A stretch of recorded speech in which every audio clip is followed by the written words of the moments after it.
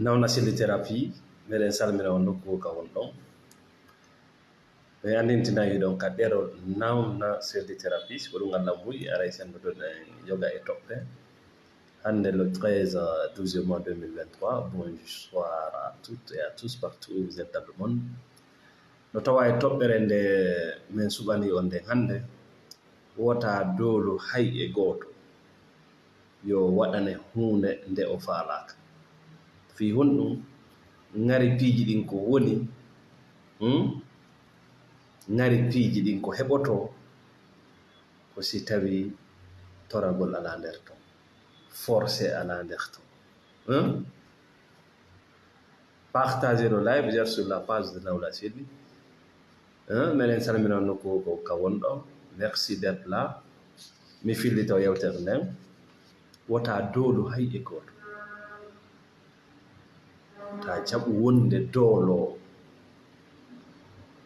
non o tawi ko dewgal ko giggol ko enɗan ko ƴiƴan an ko gollowo an ta yawton haray ngari kinki ƴettama ko laba kon ko wi'a kon barki ittama nder ton nde kadi wota wonu doolowo hay e goto fiyo waɗane ko kanko o faalaka ngari piiji ɗin ko arata ko si a landaki ko si a forsani. Merci Diallo Youssouf, Rabiatou Sow, ça n'a partagé, mettez le cœur. Vous êtes sur la page Nawna Thérapie depuis Conakry. Merci d'être là. Nous sommes le 13 12 mois 2023. Partagez ce live. Et yiɗon waɗa tuma kala yiwɗa bane adam e mo inna ala komi waɗani, j'ai tout fait. Way si tu es religieux an a famay o sonjike o tampi oya moƴƴa ɓeeto moƴƴa non, mais si tu es spirituel si a nani bane adama no inna ala kami rewani, ala komi waɗani fiyo few fiyo yiɗan fiyo jaɓu fiyo men faltodir. La réalité est que an ko yiyata nder ton ko ɗum ɗo le dictat ko ɗum ɓuri kande wondiga. Daaro Allah subhanahu wa taala ko siɗa faala si rewama sikke ala ko kanko tagi jawle ɗen leydi ndin hendu ndun nange gen sikke ala kullu lillahi ko Allah wodani kono kanko e jogade ɗen ɗon doole o ɗaɓɓa sona ko wondi e ngari sona ko laba sona ko foti o gollitiri honɗum anniya buyno sukkude yawmal qiyama ko calculatrice ƴettete anniya ko andi hen on dolle juulugol no moƴƴi nene a ngal janna no moƴƴi ko honɗum woni anniye ma o ɗum waɗi si inna Allah hino yaawi hasibore mo yaawi ñawol par ce que kanko e mo andi andiye ɗen o ƴettata ko forsa ƴettata. Merci Diarra Balde, merci Fatoumata Diallo. Donc la thérapie ne force personne à faire quelque chose pour toi qu'il ne veut pas, ne le fais jamais. Don't do it. Ko ɗum waɗi ko sonnajo laba ko ɗum waɗi ha hiɗa kaani yeeso ma saran wilen ko a suka laba kono hiɗa kaani yeeso ma hiɗa kaaninayi goɗɗo ñiddinayi goɗɗo wota jaɓu doolugol hay e gooto yo waɗane goɗɗum ko kanko o faalaka fi honɗum ngari piiji ɗin ko arata ko angal doolugol ko ɗum waɗi si Allah no laba mo landingon ko honɗum ɓuri labede ka hoore leɗɗo wi ko Allah ko honɗum waɗi si ɗen yiɗi maayuɓe ɓe ko ɗum waɗi mo kala men si goɗɗo maayi en adda yewtereji labaɗi en adda yewtereji moƴƴuɗi en adda yewtireji wallene ko par ce que maayi ɗo on forsata hay goto ko nden ñande o laɓa ko nden ñande o heɓata ngari ko nden ñande o wonata dimo par ce qu'il ne force personne maintenant il a ñande o maayi il ne demande rien à personne ko ɗum waɗi siɗe en foppi ɗe ñiiɗi mayɓe ɗo. Merci mon frère dans la spiritualité Mamadou Kollangi mi filli to ko honɗum waɗi siɗa yiɗi soroma maayi ɗo batima maayi ɗo c'est parce qu'il ne te demande rien parce qu'il te demande rien woɓɓe mon hande no aña parce que tu demandes trop ɓayi ko dewgal ko ni duwa wonirde ɓayi ko giggol ko ni duwa wonirde ɓayi ko patron an ko ni o duwa wonirde ɓayi ko ɓengu an ko ni duwa. Ça c'est le religieux c'est le contrôle parce que le religieux est très faible si hunde loyi nde etoto nde wota laawo yo nde huuɓido ko ɗum ɓe faalete andude kala kon feƴƴude adnam ko ɗum naɓata ɓe ceede limo mocco il veut tout contrôler même le destin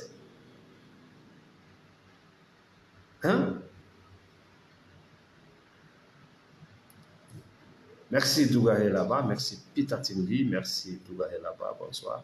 Donc dans la spiritualité, ne force personne à faire quelque chose pour toi. Tendini si tawi oida. Parce que haray a ɓorta e hoore ma woni ngare, ɓorta hoore ma dimu, ɓorta hoore ma ɓuɗ, a ɓortoto woni. Piiji lapaɗi ɗin fof ka hoore leydi ɗo ɗi arday ko alda e dowlugol nde portoɓe famuno ɗum ɗo windi waɗen démocratie tawi le plan est très intelligent hay si tawi démocratie mo jonnaɗa on ko fenade mais e peteke ka hakkille ma a doolata ko fiyo labe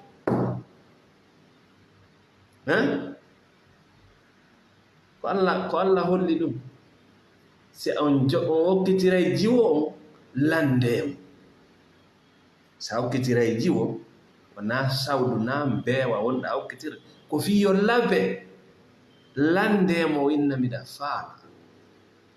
sa hokkitiray jombaɗo seeɗa accu o jonne permission ko fi yo labe si force naati toon 0,99% menen nawna selli e famille spirituelle fof men yaltiyimo c'est pas joli ko ɗum waɗi an nenirawo ngari maki yiwi yeeso ɓiɓɓe maɓe yima ko cheytan gon yiwde ko ɗum hatta ɓe nodde because you want to control everything. Merci Alpha Habib, Al-Hassan Hadja Waliatou, DJ Ibrahim, El Hadji Sow. Donc haray ka spiritualité no tawa ko men jannata yimɓe ɓen ka pardon excusez-moi tawa ko men jannata yimɓe ɓen ka thérapie accugol dowlugol accugol dowlugol ala ko kaanini diina islam kan hewtitinde julɓe ɓen wujjano faamugol spiritualité ko ɗum kaanini ka doole en naatuno ton Allah wi doole ala la ikra fi di doole ala kamɓe ɓe addi doole ɓe sikki ko bara tawi fof no kaani foppu kaani complètement nde yimɓe ɓen accuno jokkugol ko fewti ɗin ko jokki ko fewta ɗum tawi kaani tawi ce n'est plus joli ala ko laba hewti islam ala ko laba hewtiti konngol Allah ngo ɗum ala ka hoore ɗe mais si bana adama waɗi ko makko ko nder toon sadi ñidde gisa si bana adama naadi ko makko ko nge nder hunde wallahi ko dogeteɗum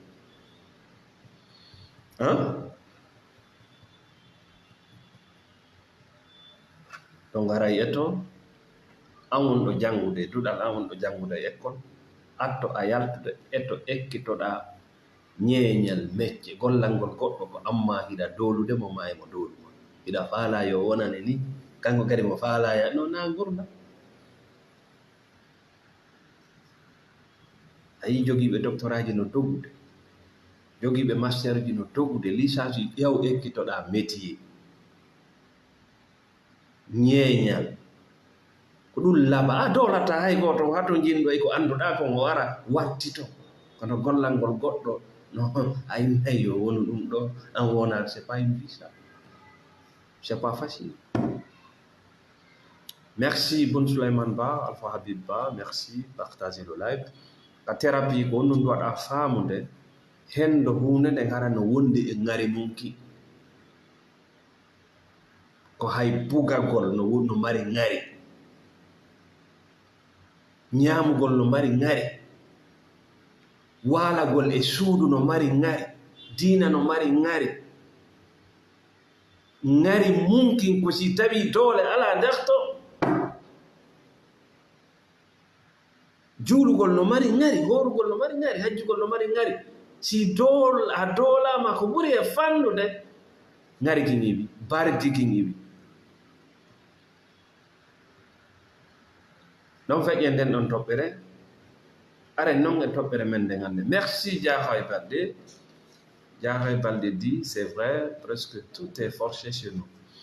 Julde Ba, bonsoir Naouna Selli. Siradio Kumba Diallo, bonsoir mère, merci beaucoup. Donc haray ayi fo dogi fo no fara wirude ko ngari piiji ɗin woni iwi la baka là c'est pas joli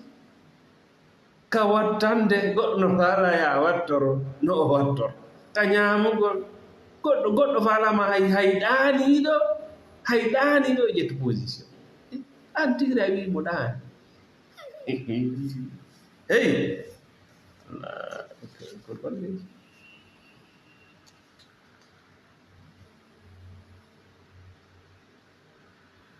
donc haray partagez le live, ne force personne, don't force nobody, ok? Woɓɓe mo hannde no jooɗi mi yiɗa aña ɓe yiɗala kala ko mi haali ka sangon ko ɓen yiyata ka yiɗa ala ko mi waɗani ala ko mi gerani a force ay woni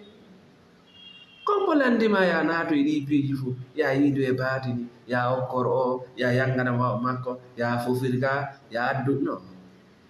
liggolal sonko ala son jala to mono yiiɗi o etoto si o tigi etaki mais ko yewtere si o tigi kadi jaabaki ma ko jaabawol ala ko a etaki kombo nodduma ha ton a yecciti ko wiyete la réciprocité andu ngala ka ma donc ka spiritualité ka goɗɗo nani yiɗa haala mi waɗi kala komi waawi ala komi etaki ala komi ko fus ƴokkuɗa ka spiritualité ko ɗum wotigi famata iɗa forsude iɗa dolude dicta très dangereux quoi poison quoi toxique hay si adna fof no apprécie ma no yurmima chef piti no yurmintino yimɓe namude ole no yiɗi o ole yangari ko fus menen ɗo nawna selli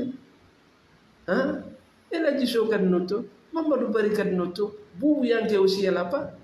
ne force rien oɗon si Allah wi ka Qur'ana innal akhda wasiyat andu leydi andin no yaaji ko fiita goɗɗo naate ka ɓitti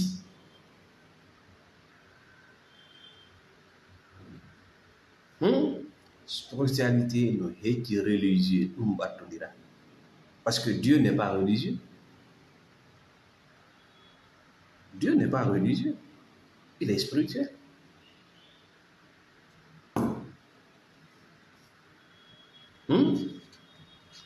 La religion, c'est après la création. La spiritualité n'a pas de début ni de fin. C'est l'infini. Diallo Ibrahim, Boubacar Diallo, merci. Donc, Maï, jonnon ko ɗum waɗa faamude si tawi tun a wonata bani adama forsowo ko be faama no tagu ngu woni yarde no andi neydi ndin gandal ngal e duɗe ɗen école on ko photocopie on ma jonnude a naatay ton ko a bani adama yalta tawa ko a zombie iɗon yiida ɗo yimɓe buyde diplômé naaɓe fof no woodi jannguɓe faamuɓe ka diina o kaduma wonɓe nafude naaɓe fof mais no woodi ɗo buy naatuɓe école yalti tawi woni zombie naatuɓe gadduɗe yalti woni robot ko ɗum ɗon ɓura yiɗede par ce que ko copie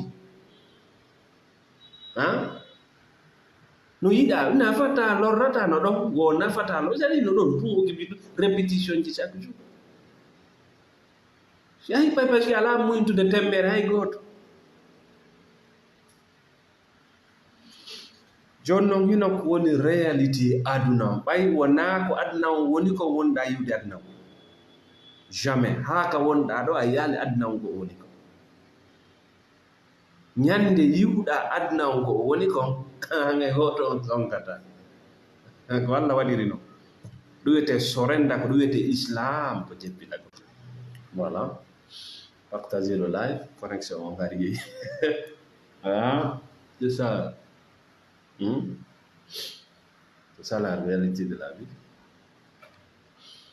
Partagez, est-ce que vous m'entendez? Connexion on ngari majji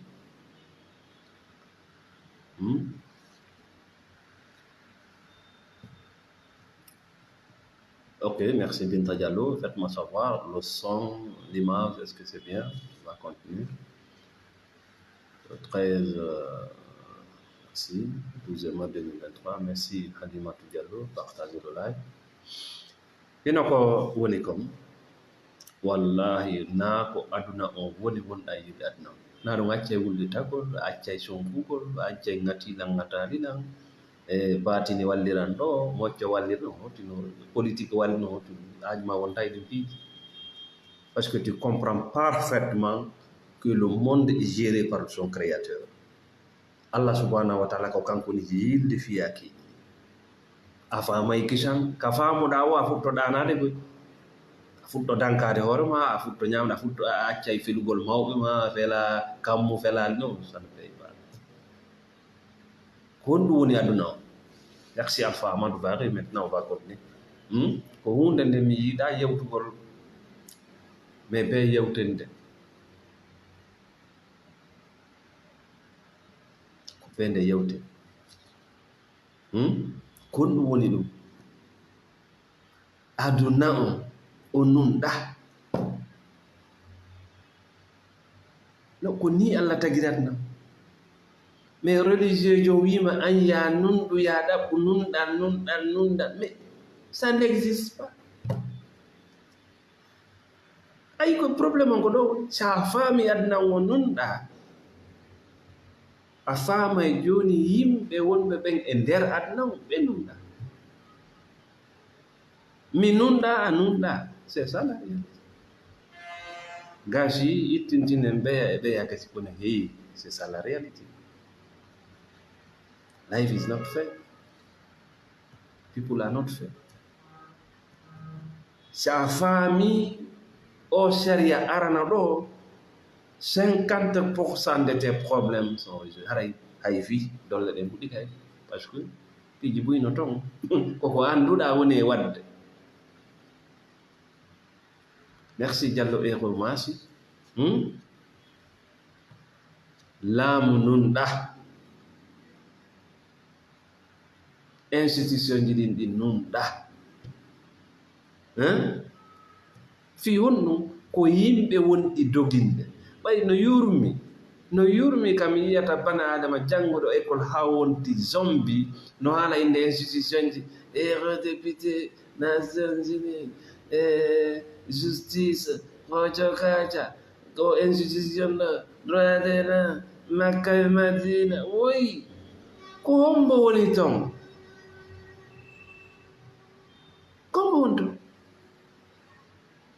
ko yimɓe woni jurnude ɗin institution ji yoy ɓe nunɗa a jaɓi ɗum a fowtide a jaɓaari ɗum aduna fof anda jaɓa ka fottata a nunɗa ɓe nunɗa so a faami ɗum ɗo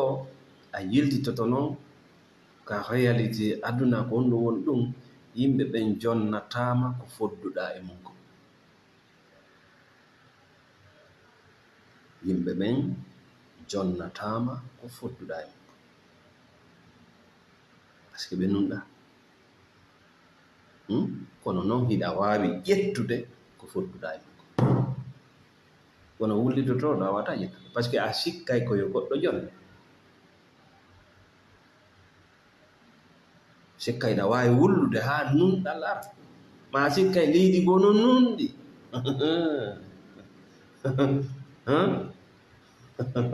no yurumi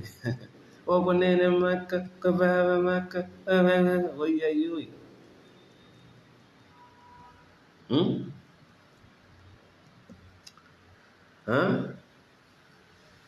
aduna on jonnatama ko fodduɗa ko ɓen ma jontama ko fodduɗa ko modi ma jontama ko fodduɗa ko hiɗa wawi noon ƴettude ko fodduɗa ko merci le grand sponsor merci beaucoup merci à tout le monde ɓernde bane adama si o yalti pay kum yagal c'est corrompu c'est fini ko ɗon ɓe posonatam ko ɗum waɗi min si mi ɗaɓɓay yo du'anolan ce sont les enfants les enfants quand j'étais dans la rue j'ai compris que les enfants sont innocents pay ko kominata toranela les enfants quand j'étais en prison les enfants e ko ɓen batti Allah les enfants on bobo ma ɗon on jiwo ma ɗon fewtu e makko tayaw karam ko batil tayaw religieux fewtu e on so tawi ko Allah fa Allah torade an a noddi hiɗa hawji fewtu e on honno Allah wiyen ko daɗata yawmal qiyama ko ɓen arduɓe bigal bin salim ɓernde hisunde ɓernde hisunde corruption fenade tooñe jamfa e kom a golle naate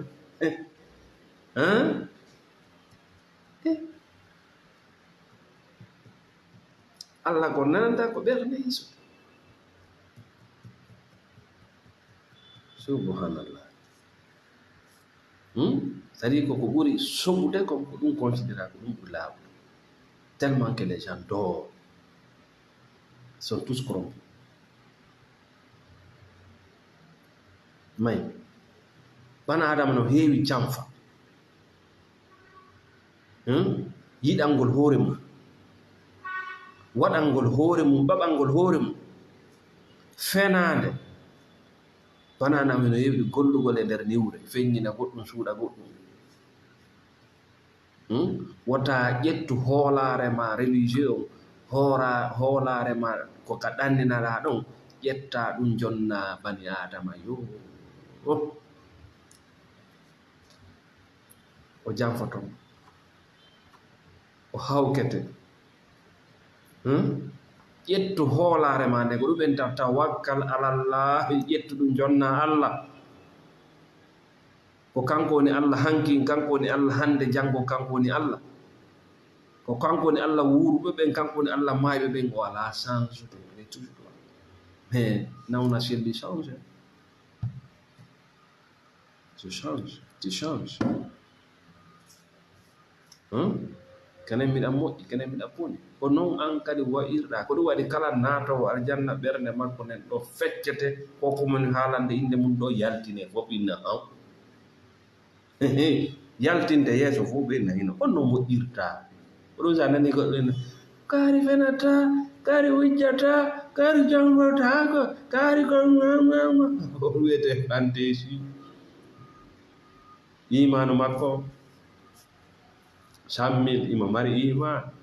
200 000 non mo mari iman 1 million mari iman 5 million o ɗiga yeƴƴade 7 million 10 million iman o yeyi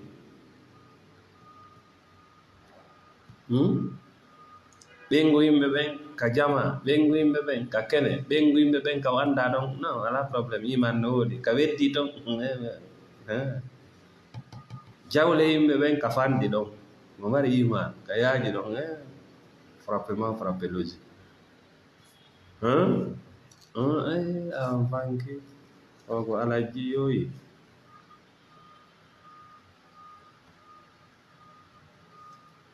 ekkito ƴettugol ɓernde ma nde hoolare ma nde yowa e Allah subhanahu wa taala yalta e ngal gandal ma e koko annduɗa koko famuɗa Allah fewnay hakkille maɗen ha e makko. Merci mon frère Kissou, partagez le live. Mbiɗa andi ɗum ɗo non voilà connexion on hari yeehi kadi d'accord ça va aller kala ko yiɗa ko kone feƴƴude may mbiɗa andi ka gonga ɗo no metti moɗude parce woɓɓe man haalay condamné à mort ko waɗi simɗa haalde ɗum ɗo si goɗɗo taƴiti yiite jentom no gasa yiite ngen no yeeso ma si goɗɗo innima min mi taƴiti o inni yiite jentom si goɗɗo no haala wi aljanna tertomo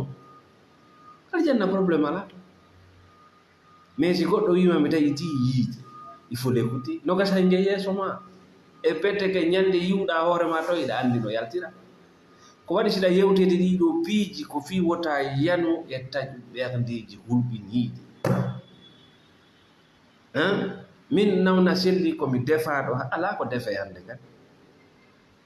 accumi yewte wota yanoyi e defegol saeɗa par ce que toon naka wullitete siɗa wullitade ka nder yiite hawa magge jaɓata yimɓe ɓen nana ko wullata ko goɗɗo wo famata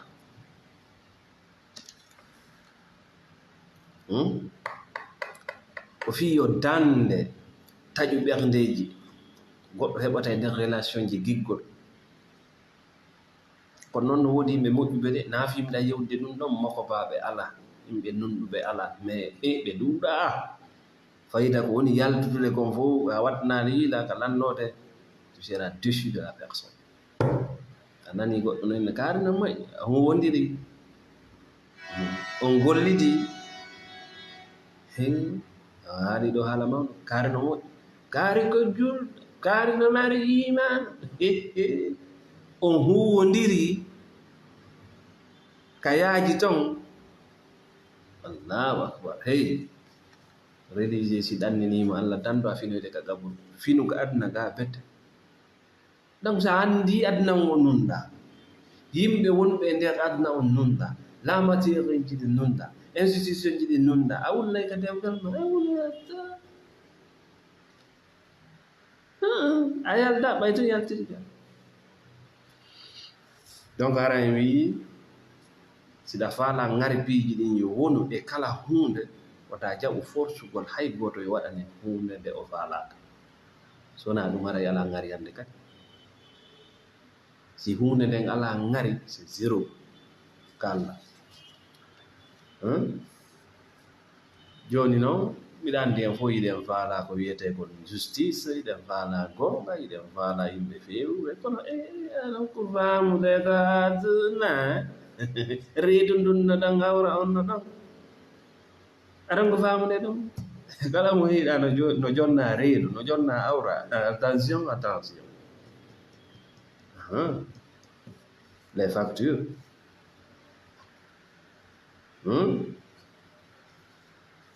donc haray ƴetten ka solution ji aranen noon par ce que connexion men on tabita aranen noon ko wiyete kon les solutions. Merci Ibrahima Sori Diallo, merci Kissou,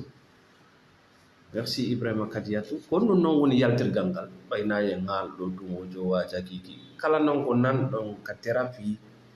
nafa heɓotako si a gollitiraɗo wona waaju boyi nana e thérapie sikka ko waaju ɗum ɓe arene gon ɗum haalanta ɗum na affaire fedde ni men ɗaɓɓa ya jaɓu men ɗaɓɓa ya faamu ya taw mi aray woni mi sendado e mon komi hooli komi fiɓi mi yeeya thérapie jam mi yeeya lekki ɓuuri am woyi Sonko ala ka spirituality na feddeji ni wona an woni windude baraji na an jeejina na an woni naɗoyde ɗo yimɓe ɗo yettotira e goɗɗo fiyon mayi kon ɗon yaltirgal ngal hande ka wonɗen ɗo hiɗa duwa ƴettude décision ko hombo par ce que buy e meɗen no jogii koye goɗɗum ko e wona immo ka kiikiiɗe ɗo ma janngo bimbi nde no weeta tawa ƴetti décision ko a hombo si a hoolike noon an ko a malaikajo hara heblana ko wiyete taƴo jikke wawe par ce que façon gande gono ɗo ɓe jandete woni a woni malaika mais ara ya jaasi par ce que sa inni ko a hundete a wona ko jaasugol si an ɗa hooli ko a malaika hiɗa laaɓi ɓernde ma nden no yaaji hiɗa moƴƴi ka papa solution ka mama solution mi wondiri Allah tagulana heblano tension e diabete e cancer ji jandi yana maya cupet heblano ɗum par ce que ko aduna wonɗa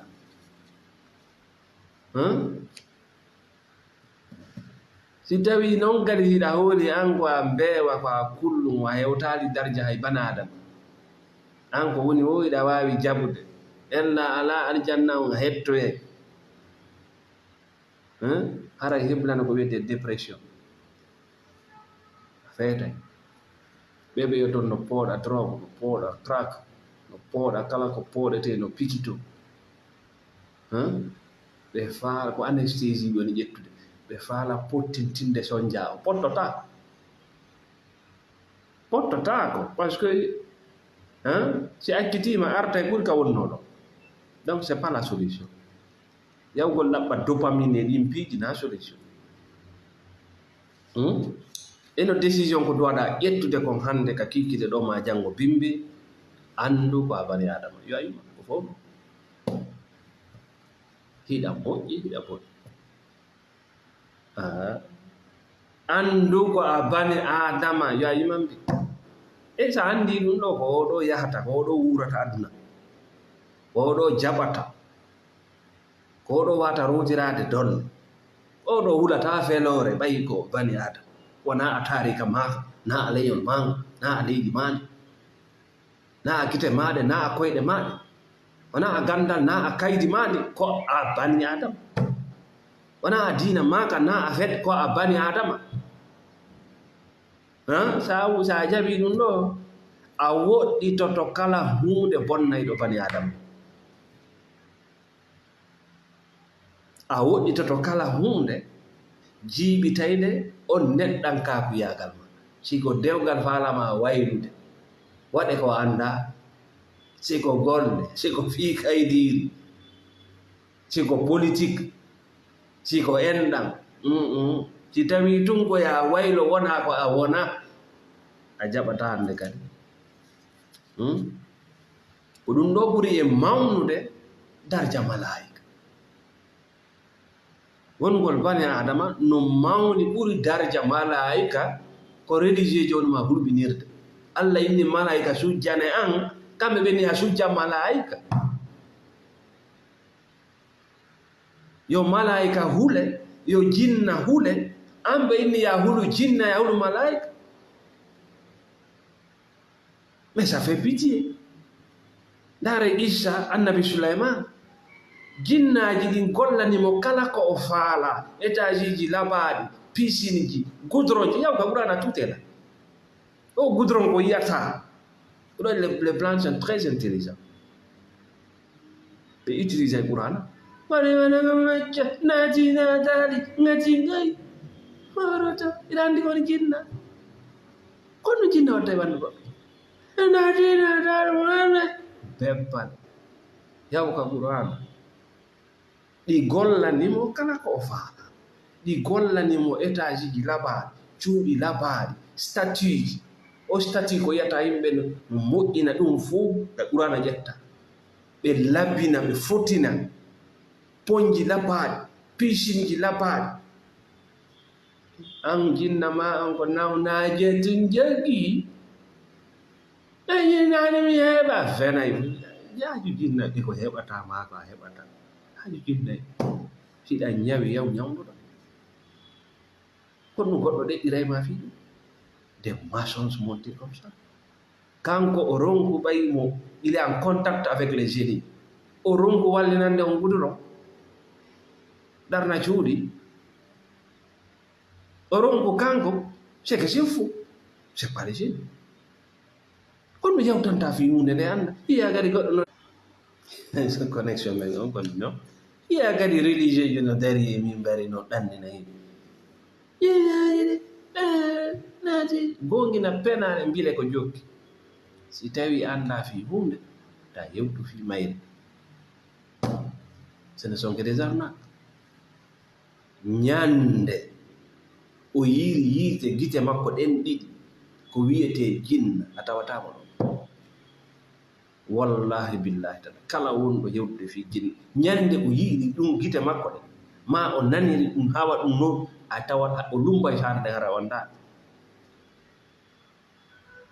o yaha wanta coɓude donc haray ko ɗum ɗo ɓuri mawnude wongol malaika tawgol ko a bani adama sa jaɓi allah ka waɗuma ɗon ko a bani adama hiɗa loyi hiɗa tiiɗi hiɗa bonna hiɗa moƴƴintina hiɗa tunnina hiɗa laɓɓina ko an o hiɗi ko an nattal janna wona an moƴƴinowo a bonnata wona an bonnowo a moƴƴi non ça c'est pas vrai ɗum ko koyɗi haray ko ɗo wonde haddude hannde sabu connexion o tabita mbeɗen salmina kala ƴettuɓe thérapie e junngo amen e nde ɗo yontere meɗen lanndo honno won ɗo évolude de la thérapie adna on tout est travail ma ko juutuɗa du'ade ko juutuɗa haalde ko juutuɗa felude yimɓe nafatama misiɗalla jarrate si a jokkintinaɗi goɗɗo no woodi jikkuji duwaɗi lontinireɗe jikkuji ko no woodi wowaɗi duwaɗi tehtede no woodi haalaji ɗi duwaɗa tehtade no woodi golleji no woodi yimɓe ɓe duwaɗa tehtade c'est tout ko ɗum hato jinɗa ko ɗum woni laɓɓingol ko lutti kon fof ko haalani mbeɗen salmina kala on ɓe soodi lekki ɓuuri e junga ɓuuri ko tuunde ɓuuri na yo ɓeeɓu ka nder ɓandu a ƴetti lekkele des antibiotique e nandol lamum si ɓeeɓi opération ji habbima ɓuuri ko yo yaltu ko yaltinta noon ɓuuri ko lekki ɓuri na noon wi ko lekki ɓale poke ko ya rondo tun non ko yaltinta ɓuuri ɓuuri ɓe e lekki mum ko yaltinta ko tuundi si tunni ni nder reedu maɗa sonko wingi haray no ɗuuɗi si tunni ni ƴiƴam maɗa a neɓa ñawdade par ce que si ƴiƴam maɗa laaɓa dikkata si tunni ni ngani ma ndi ala ko a yiyata ala ko a miijotaka ala ko a yiyata a fuɗɗota yiide a fuɗɗota heɓude wahyu haray ko ɗo wonde hattude hannde mbeɗen salmina sponsor ɓe amen ɓe fof nokku kaɓe woni hoore leydi mbeɗen salmina kala ƴettuɓe tammum jenti nawna seddu thérapie merci beaucoup salamu aleykum wa rahmatullah